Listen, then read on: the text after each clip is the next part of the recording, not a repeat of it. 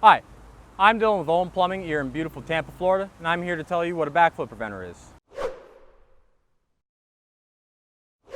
What is a backflow preventer? A backflow preventer is one of 5 devices, 4 of them mechanical, one of them just to how the plumbing's installed. For your 4 mechanical ones, you have an AVB, an SVB, a DC, and an RP. For the non-mechanical one, that would be things like the air gap for your bathtub or for your sink. Now, what is the point of a backflow preventer? Well, it's in the name. It's to prevent backflow. But the more important question is, what is backflow? A backflow is either back siphonage or back pressure. It's when the water moves back from where it came from, going back towards the source. Now, why is this bad? Well, there are things called cross connections, and cross connections are a perfect example.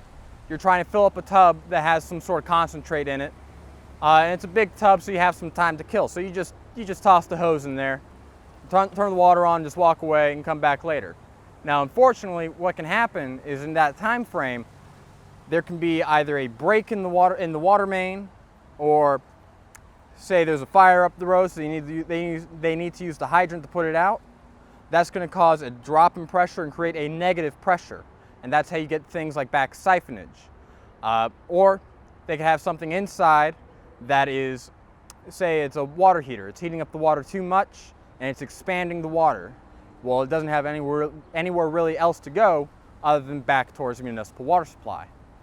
Now, if this is happening while you're filling up your tub of concentrate of whatever kind of chemical it is, what can happen is all of a sudden you'll start sucking that water with the concentrate of the chemical back into the municipal water supply and spread itself back out to homes and cities, to pretty much everything that gets serviced with water, causing irreparable damage to a lot of the fixtures, and it just causes a lot of headache, causes a lot of damage, and it can be potentially deadly.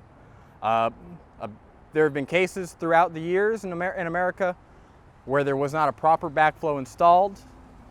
And one of the big cases would be in like June of 1987 up in one of the northern municipalities of New Jersey. There was a pesticide company that didn't have a backflow preventer installed on their water line. And while they were filling up tubs of pesticide concentrate to dilute them, there was a backflow occurrence by a water main break not far up the street.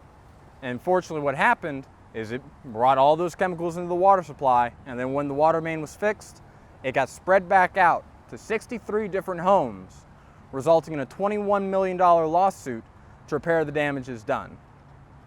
Now, obviously we want to prevent that, and because if it is found that it came from yours, you'll be the one ending up with a lawsuit, and that's best case scenario. Now, this kind of backflow preventer is pretty common in commercial applications. It's considered the best of the mechanical devices, but just like everything mechanical, all things mechanical can and will fail. So it needs to be serviced at least once a year to test all the springs and all the rubbers to make sure they're holding. Now, how these are made up is you have 2 chambers here that have the check valve.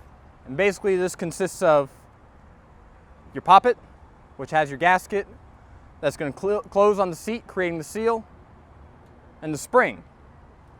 Check 1 has to be graded to at least 5 psi.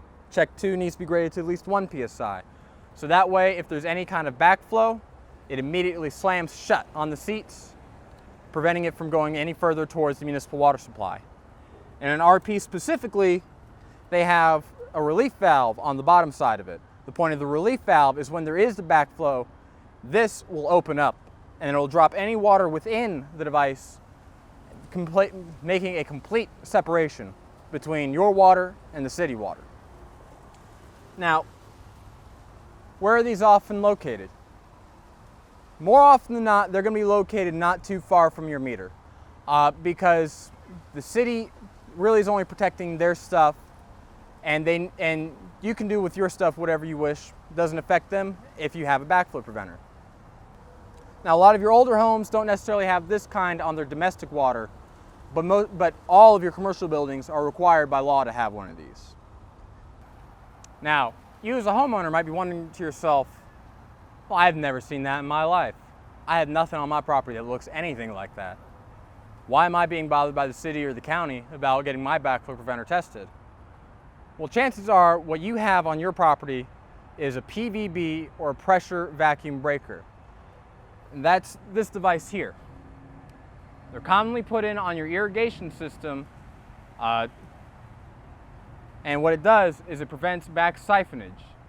And in order for it to prevent back siphonage, it needs to be installed 12 inches above the highest outlet.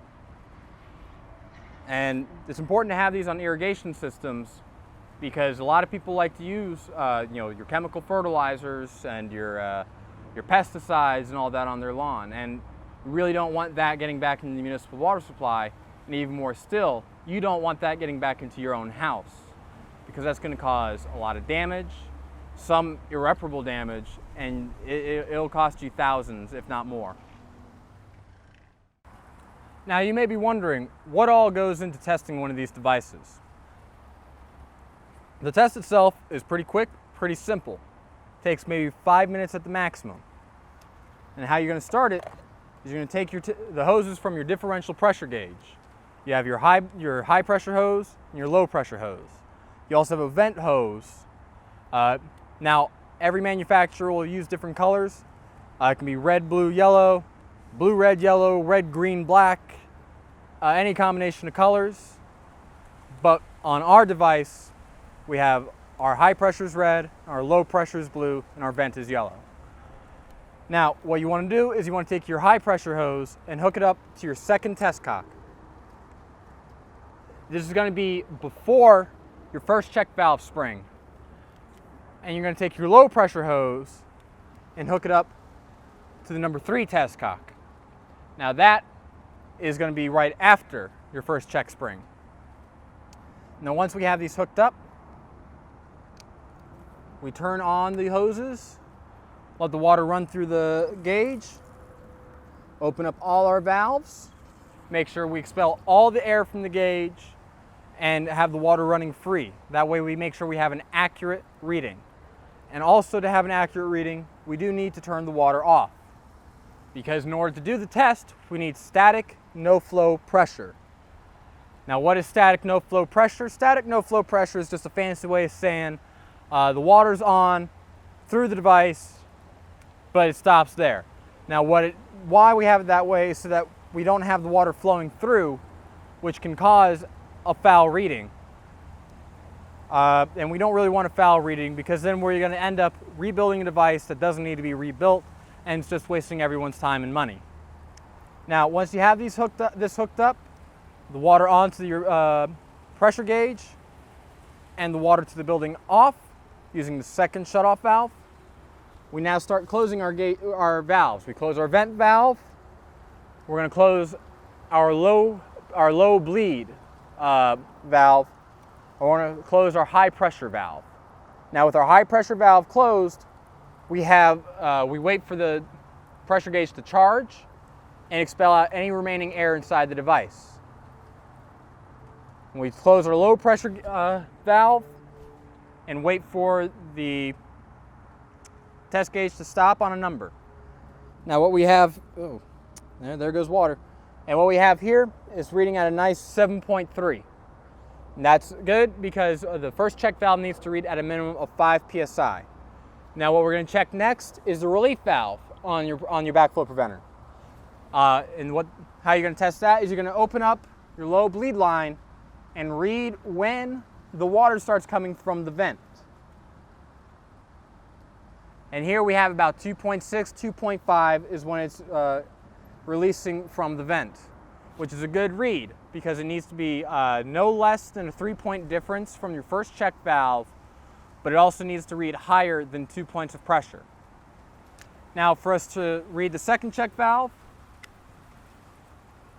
we're going to do the same thing for the first check valve, but we're going to move all the hoses over one test cock.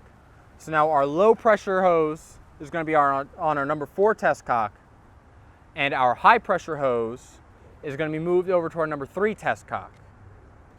And it's going to do the same thing as if we're reading the first check valve, We have our high pressure hose on one side of on the inlet side of the second check spring, and we have our low pressure hose on the outlet side of the second check spring. Now with these hooked up, turn the water back onto your gauge, expel all the air from the device, opening up your valves, close your vent valve, close your low pressure bleed. Now you're going to close your high pressure valve, let your gauge charge, expel any remaining air, and then close your low pressure valve. And where this stops at is where the second check reads. Now, as you can see, our second check is not holding. Now, there's many reasons as to why a device can fail, as these are very finicky devices and they're designed to be finicky because we really don't want to risk any kind of backflow.